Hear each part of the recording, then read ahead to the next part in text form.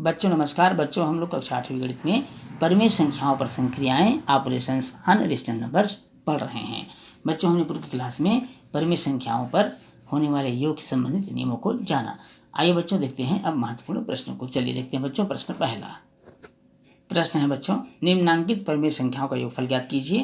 पहला 3/2 13/17, दूसरा है ऋण 7/9 ऋण 3/4 और तीसरा है बच्चों 3/4 और ऋण 2/5। तो चलिए देखते हैं बच्चों इनका योगफल।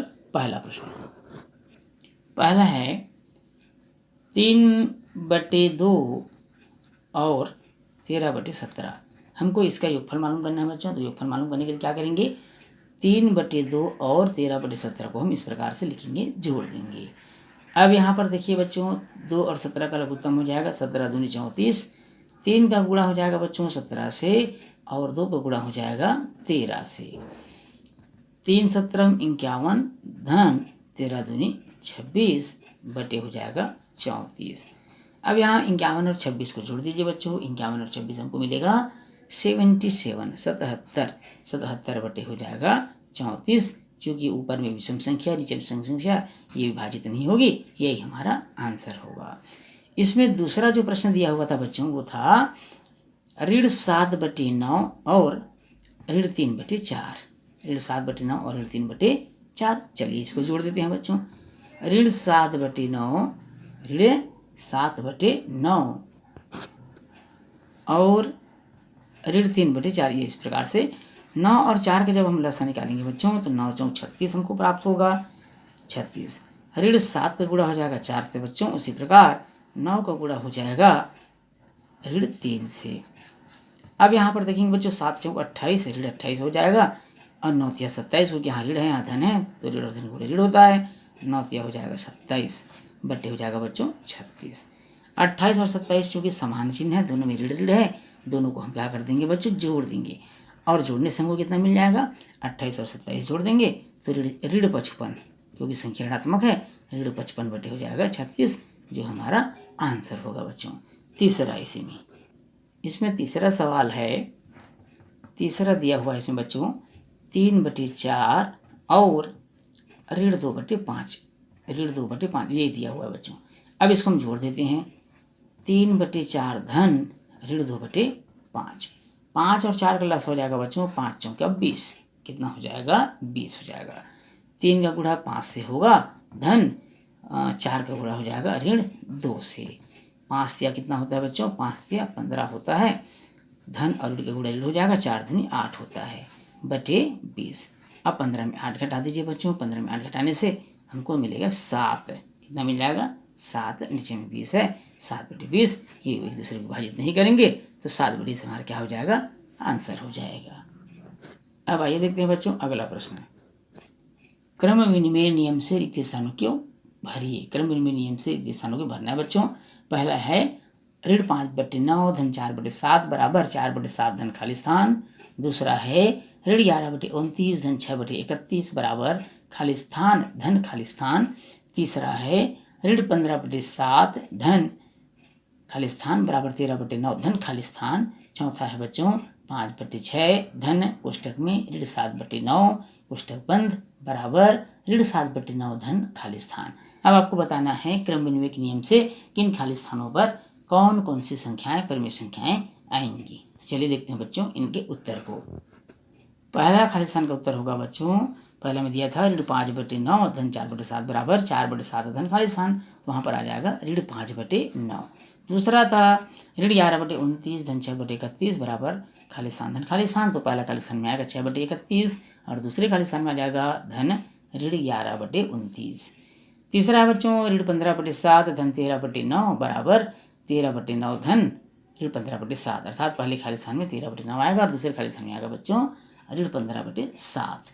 चौथा था 5/6 धन ऋण 7/9 बराबर ऋण 7/9 धन खाली स्थान, तो यहाँ पर खाली स्थान में आ जाएगा बच्चों ऋण नहीं आएगा बच्चों, केवल 5/6 आएगा क्योंकि ऋण 7/9 दिया जा चुका है, तो यहाँ पर आएगा 5/6। तो इस तरह से ये हुए खाली स्थान और उसके उत्तर। आइए बच्चों देखते हैं अगला प्रश्न। अगला प्रश्न है बच्चों सरल कीजिए। सरल कीजिए में पहला है 3/7 धन 4/9 धन ऋण 6/11। दूसरा है बच्चों ऋण 1/6 धन ऋण 2/3 धन ऋण 1/3। तीसरा प्रश्न है 5/14 धन 2/7 धन ऋण 3/2। तो देखते हैं बच्चों पहले प्रश्न को। पहला है इसमें पहला प्रश्न पहला है 3/7 धन 4/9 धन ऋण 6/11। ये पहला दिया हुआ बच्चों। अब यहाँ पर 7, 9 और 11 का हम लघुत्तम निकालेंगे। हमको प्राप्त हो जाएगा 693। कितना मिल जाएगा बच्चों? 693। 3 का गुणा हो जाएगा 11 × 99 से धन 4 का गुणा हो जाएगा बच्चों 11 × 7 = 77 से धन ऋण 6 का गुणा हो जाएगा बच्चों 7 × 63 से। किससे हो जाएगा बच्चों? 63 से। अब आइए बच्चों गुणा करके लिखते हैं। 3 का गुणा 99 से करने पर हमको मिलेगा 297 धन 77 गुणा 4 से कर देने पर हमको मिल जाएगा बच्चों 308 धन और ऋण का गुणा ऋण हो जाएगा 63 का गुणा 6 से करने पर हमको मिलेगा 378। कितना मिल जाएगा बच्चों? 378। पूरे का बटे हो जाएगा लघुत्तम जो हमने ज्ञात किया था 693। अब यहाँ पर देखिए बच्चों ये दोनों धनात्मक है और ये ऋणात्मक है, तो धनात्मक को पहले हम जोड़ देते हैं। तो 297 और 308 को जोड़ने से हमको मिलेगा 605। कितना मिल जाएगा बच्चों? 605 ऋण 378 बटे हो जाएगा 693 बराबर 605 में 378 हम घटा देते हैं तो हमको मिल जाएगा बच्चों 227 बटे 693। अब 227 और 693 एक दूसरे के विभाजित नहीं कर रहे हैं, यही हमारा हो जाएगा आंसर। क्या हो जाएगा बच्चों? आंसर। इसमें दूसरा प्रश्न दिया हुआ है बच्चों ऋण 1/6 धन ऋण 2/3 धन ऋण 1/3। ये दूसरा प्रश्न दिया हुआ है। 6 3 3 का लसा हो जाएगा बच्चों 6। कितना हो जाएगा बच्चों? 6 हो जाएगा। अब 6 से 6 का भाग करेंगे ऋण 1 बार जाएगा धन 3 का 6 से 2 बार 2 दूनी 4 हो जाएगा बच्चों ऋण 4 धन 3 दूनी 6 2 एकम 2 अर्थात ऋण 2 क्योंकि ऊपर में ऋण 1 लिखा हुआ है तो ये इस तरह से हो जाएगा। अब सभी चिन्ह ऋणात्मक में देखिए ऋण 1 ऋण 4 ऋण 2 सबको जोड़ दीजिए बच्चों 2 4 6 6 और 1 होता है 7 अर्थात ऋण 7/6 क्योंकि समान चिन्ह हमेशा जुड़ता है और ये हमारा आंसर हो जाएगा। अब इसमें तीसरा प्रश्न जो था बच्चों तीसरा प्रश्न है 5/14 धन 2/7 धन ऋण 3/2 ये दिया हुआ है। अब यहाँ पर देखेंगे बच्चों 14 ऋण 7 और 2 का लसा हो जाएगा 14 हो जाएगा।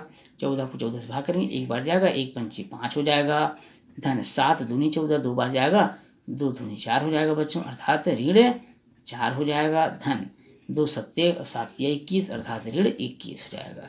अब यहाँ पर देखेंगे बच्चों ऋण 21 और ऋण 4 समान चिन्ह वाले हैं जुड़ जाएंगे तो 5 ऋण हो जाएगा 21 और 4 25/14।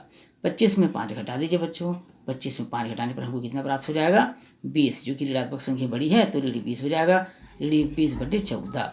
अब इसको काट दीजिए बच्चों 2 से कट जाएगा 2 दहम 20 2 सत्ते 14 कितना आ गया 10/7। इसको आप विभाजित कर दीजिए 7 एकम 7 3 बच जाएगा 1 से ही 3/7 वो भी ऋण में हमारा क्या हो जाएगा आंसर हो जाएगा। बच्चों अगला प्रश्न है ऋण 7/12 में क्या जोड़ें कि योगफल 0 प्राप्त होता है। ध्यान से सुनेंगे प्रश्न को। ऋण 7/12 में क्या जोड़ें कि योगफल 0 प्राप्त होता है। चलिए बच्चों इसको हल करते हैं। माना कि आपको यहाँ पर मानना पड़ेगा बच्चों क्योंकि हमको मालूम नहीं क्या जोड़ा जाए। तो माना कि P/Q जोड़ा जाए। क्या जोड़ा जाए बच्चों? P/Q जोड़ा जाए। अब संख्या था हमारा बच्चों ऋण 7/12 इसमें हमने P/Q जोड़ा है मान लिया है और हमको कितना प्राप्त होना चाहिए प्रश्नानुसार 0 प्राप्त होना चाहिए। अब यहाँ पर देखेंगे बच्चों सबसे पहला काम हमारा पक्षांतर करने का है तो P/Q बराबर हो जाएगा जो 7/12 ऋणात्मक है उधर जाकर धनात्मक हो जाएगी धन 0। अब 0 के साथ किसी परिमेय संख्या को जोड़ने अथवा घटाने से कोई फर्क नहीं पड़ता अतः हम कहेंगे कि क्या जोड़ा जाए बच्चों 7/12। क्या जोड़ा जाए 7/12 अर्थात ऋण 7/12 में 7/12 जोड़ देने पर योगफल 0 प्राप्त होता है। बच्चों इसके साथ ही आज का क्लास हमारा यहीं समाप्त होता है। बच्चों यदि वीडियो अच्छा लगा हो क्लास अच्छा लगा हो तो आप वीडियो को लाइक और शेयर करिएगा। यदि आप चैनल में नए हैं बच्चों तो चैनल को सब्सक्राइब करना बिल्कुल नहीं भूलिएगा। तो बच्चों आपसे फिर मुलाकात होगी अगली क्लास में, तब तक के लिए नमस्कार।